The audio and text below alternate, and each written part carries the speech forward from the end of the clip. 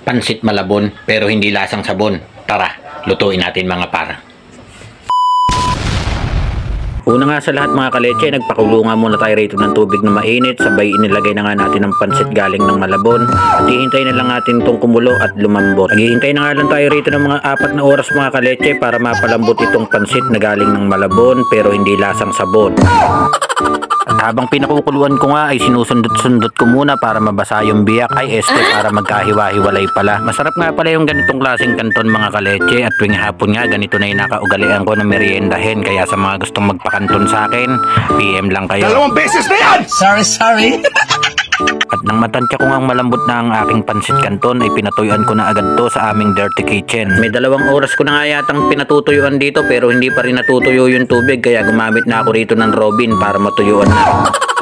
Hindi ko na nga kinaya yung inip ko rito kasi kanton na ako ay ang ibig ko sabihin.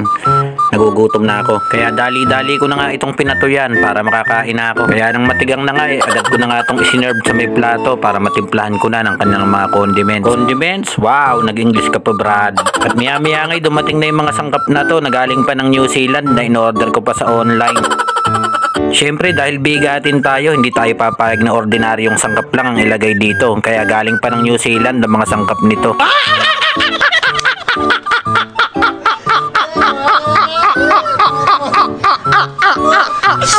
Siya nga pala mga kaleche, wag nyo nang pansinin ng aking kahambugan. Dala lang to nung nalipasan lang ako ng gutom.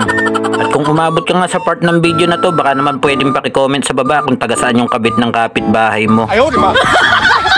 Siyempre, joke lang mga kaleche. Alam niyo naman ako, talagang palabiro lang. Kaya nung mailagay ko na yung mga sangkap, minekos-mekos ko na to mga insan. So kayo ba mga kaleche, ano ba ang paborito nyong merienda sa hapon? Ako kasi talagang pansit kanton lover. Ako kasi yung tipo ng taong kanton mo lang, sapat na. At pagkatapos nga ng mahabang pagmemekos, sa wakas, tikiman portion na.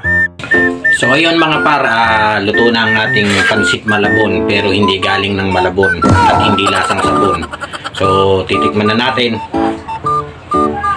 Mas masarap to pagka pinapalaman dito sa pandesal na galing ng Hong Kong. Moment of truth.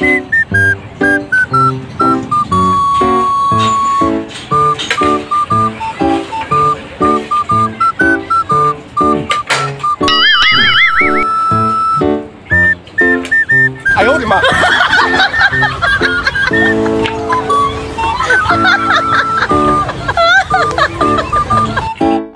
So sinayang ko na naman ng 3 minutes ng panonood nyo mga kaleche. Bye bye!